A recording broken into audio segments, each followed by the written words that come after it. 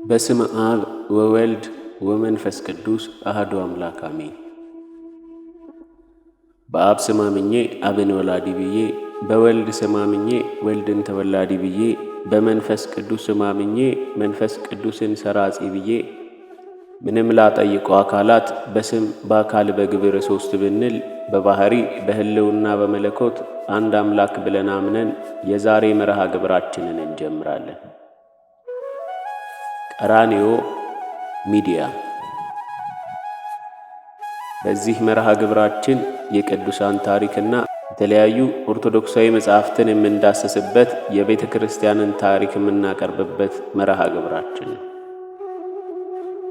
እርሶም የመርሃ ግብራችን ተካፋይ ለመሆን ቀራንዮ ሚዲያን ላይክ፣ ሼር፣ ሰብስክራይብ በማድረግ የመርሃ ግብራችን ተካፋይ ይሁኑ።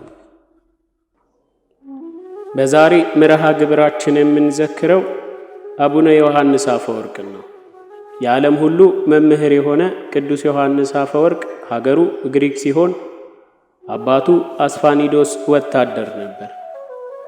እናቱ አትናሲያም እንዲማርላት አቴና አስገባቸው። እርሱም በሚገባ ተምሮ አድጎ እነ ቅዱስ ባስልዮስ ካሉበት ገዳም ገባ። እዚያም ሳለ አባትህ ሞተ ብለው ቢነግሩት ሄዶ የአባቱን ንብረት በሙሉ ሽጦ ለድሆች ሰጥቶ ወደ ገዳሙ ተመልሶ በታላቅ ተጋድሎ መኖር ጀመረ።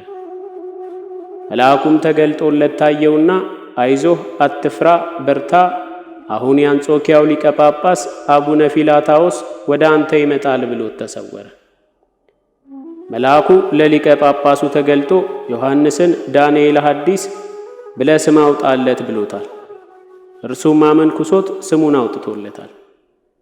ቅዱስ ዮሐንስ አፈወርቅ ምግብ ሲመገብ ገብሱን ከነአሰሩ ይመገብ ነበር እንጂ የላመ የጣመ ቀምሶ አያውቅም።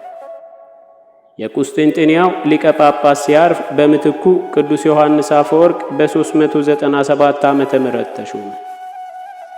በዚህ ጊዜ የነበረው ንጉሥ አርቃዲዮስ ከዮሐንስ አንደበት የሃይማኖትን ነገር ይማር ነበርና አንድ ቀን ንጉሡ በወንጌል ላይ ስለ እመቤታችን የተጻፈውን ጌታችንን እስክትወልድ ድረስ አላወቃትም የሚለውን ንባብ ትርጉሙን አስፍቶና አብራርቶ ሲያስተምረው ንጉሡም አምኖ ተደሰተ። በዚህም ጊዜ የእመቤታችን ስዕል በሰው አንደበት 3 ጊዜ ዮሐንስ አፈወርቅ፣ ዮሐንስ አፈወርቅ፣ ዮሐንስ አፈወርቅ ብላ ስትጠራው እርሱም ሲመልስላት በተራው 3 ጊዜ ሰግድ ለኪ፣ እሰግድ ለኪ፣ እሰግድ ለኪ በማለት አመስግኖ ሰግዶላታል።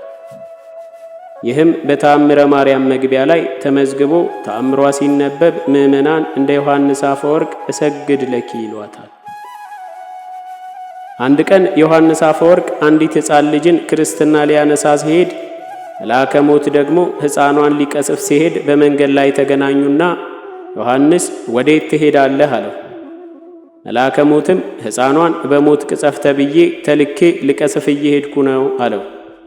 ዮሐንስም ሳትጠመቅና ልጅነትን ሳታገኝ እንዳትቀስፋት እስካጠምቃ ድረስ እንዳትንቀሳቀስ ብሎ በሥልጣነ ክህነቱ አስሮት ሄደና ሕፃኗን ካጠመቃት በኋላ ረስቶት በሌላ መንገድ ተመለሰ። መልአከ ሞቱም በዮሐንስ ሥልጣነ ክህነት ታስሮ 10 ዓመት እንደቆመ ቆይቷል። ከ10 ዓመት በኋላ ዮሐንስ በዛ መንገድ ሲያልፍ መልአከ ሞትን ቆሞ ሲያየው ለምን ጉዳይ ቆመሃል አለው። መልአከ ሞትም የዛሬ 10 ዓመት አንተ ስትሄድ እንዳትንቀሳቀስ ስላልከኝ ሥልጣንህ እንደ ሰንሰለት አስሮ ይዞኛል ቢለው ዮሐንስም ይህን ያህል ጊዜ በመርሳቱ ተጸጽቶ ተሳስቻለሁ፣ በልሂድ ግብርህን ፈጽም ብሎት መልአከ ሞትም ሄደና ልጅቱን ቀስፎ አድርጓል። ዮሐንስም ቦታው ሲደርስ ቤተሰቦቿ ሲያለቅሱ ቢያገኛቸው አጽናንቷቸው ተመልሷል።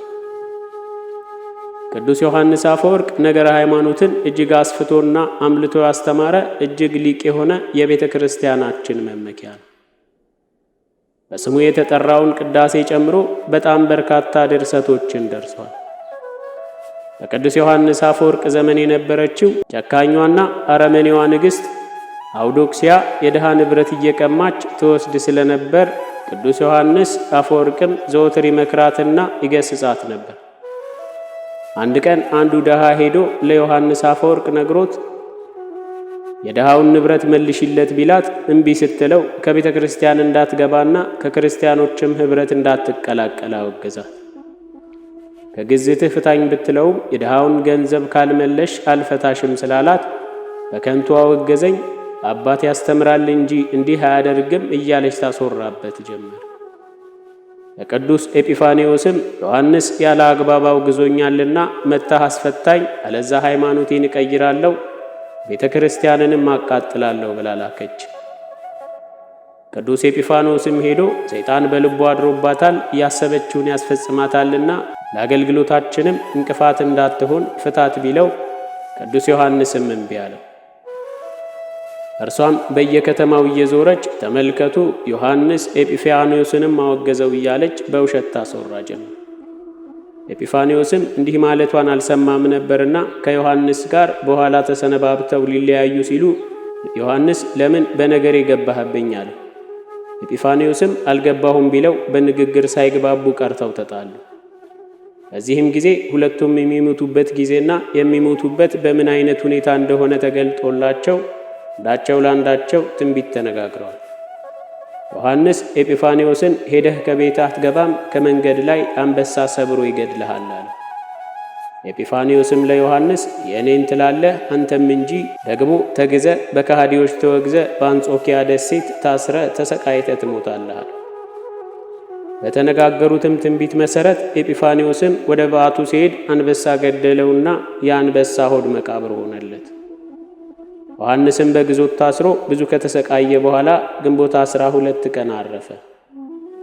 ጨካኟና አረመኔዋ ንግሥት አውዶኪያስም ዮሐንስ ኤጲፋንዮስን አውግዞት ወደ ሀገሩ አባሮት በመንገድ ላይ እንዲሞት አደረገው እያለች በሐሰት አስወርታ የቤተ ክርስቲያን ጠላቶች የሆኑትን ሰዎች ሰብስባ ዮሐንስን እንዲያወግዙት ካደረገች በኋላ በግዞት ታስሮ እንዲኖርና ተሰቃይቶ እንዲሞት አድርጋለች።